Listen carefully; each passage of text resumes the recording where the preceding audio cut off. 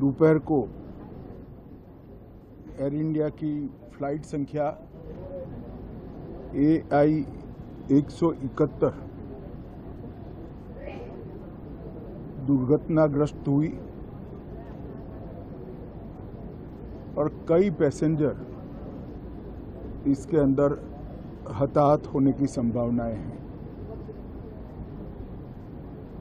इस घटना से पूरा देश क्षुब्ध है और पूरा देश एक साथ पूर्ण संवेदनाओं के साथ ये जो दुर्भाग्यपूर्ण हादसे में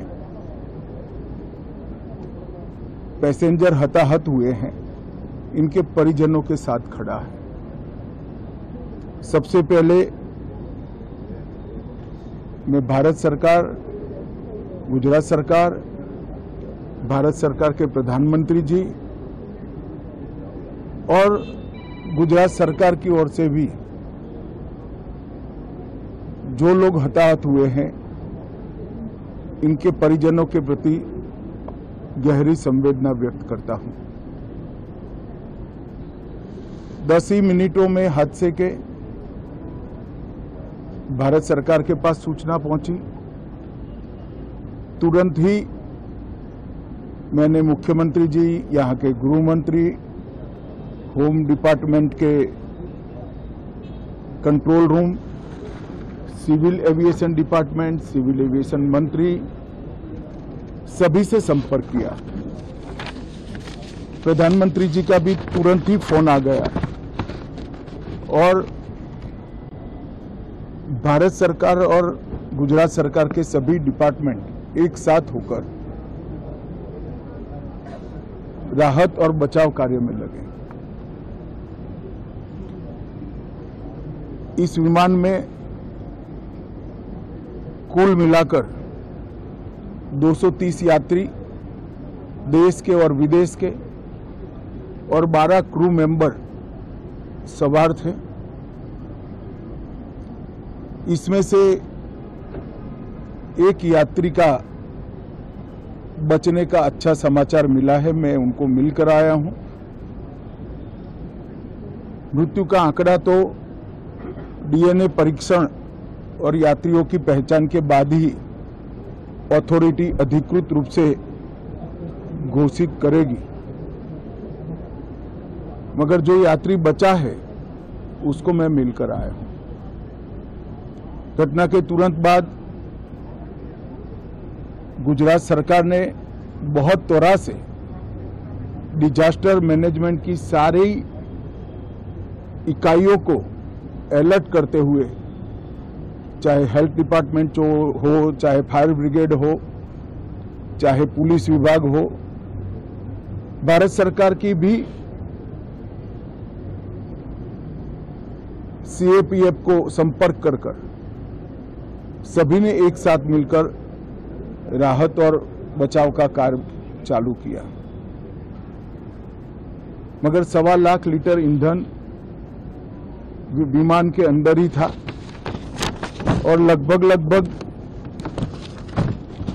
गर्मी, तापमान इतना ऊंचा हो गया कि किसी को बचाने की मौका ही नहीं मिला। अब मैं घटना स्थान पर भी जाकर आया हूं। सारे यात्रियों के मृतदेह को बाहर निकालने का काम लगभग समाप्त हो चुका है। जितने यात्रियों के परिजन यहां पहुंच चुके हैं, वो सबका DNA लेने की कार्यवाही भी 2-3 घंटों में समाप्त हो जाएगी। विदेश में जिनके परिजन हैं, उनको सूचना देने की कार्यवाही समाप्त हो चुकी है और जैसे ही पहुंचते हैं उनके भी DNA सैंपल लिए जाएंगे और मृतदेहों की पहचान के लिए जितने मृतदेह मिले हैं, इनके भी DNA सैंपल लेने की कार्यवाही समाप्त हो चुकी है। गुजरात में ही लगभग 1000 के आसपास DNA टेस्ट करने पड़ेंगे। ये सभी टेस्ट करने की क्षमता गुजरात में विकसित है तो डीएनए टेस्टिंग के लिए कहीं गुजरात के बाहर जाने की ज़रूरत नहीं पड़ेगी। गुजरात की एफएसएल और नेशनल फॉरेंसिक साइंस यूनिवर्सिटी दोनों मिलकर कम से कम समय में डीएनए का परीक्षण पूरा करने के बाद परिवारजनों को अपना मृतदेह परिजन का मृतदेह सौंपने का काम करेंगे। उनके रहने की सुविधा, उनकी सांत्वना की सुविधा, जिनको मेडिकल प्रॉब्लम ट्रॉमा के कारण हुए इनकी मेडिकल की सुविधा, ये सारी व्यवस्था बहुत सुचारू रूप से हो चुकी है। अभी रिव्यू मीटिंग में सारी व्यवस्थाओं को हम सब मंत्रियों ने साथ में मिलकर देखा है। एविएशन डिपार्टमेंट ने अपनी जांच शुरू कर दी है और जांच तेजी से आगे बढ़े इसके लिए भी एविएशन मंत्री जी ने सूचनाएं दी है। मैं फिर से एक बार राहत काम में जिन जिन एजेंसियों ने त्वरा के साथ बचाव और राहत का काम किया वो सभी का धन्यवाद करना चाहता हूं और फिर से एक बार जिन्होंने अपने परिजनों को गंवाया है, हताहत हुए हैं, वो सभी को मनपूर्वक संवेदनाएं व्यक्त करता हूं।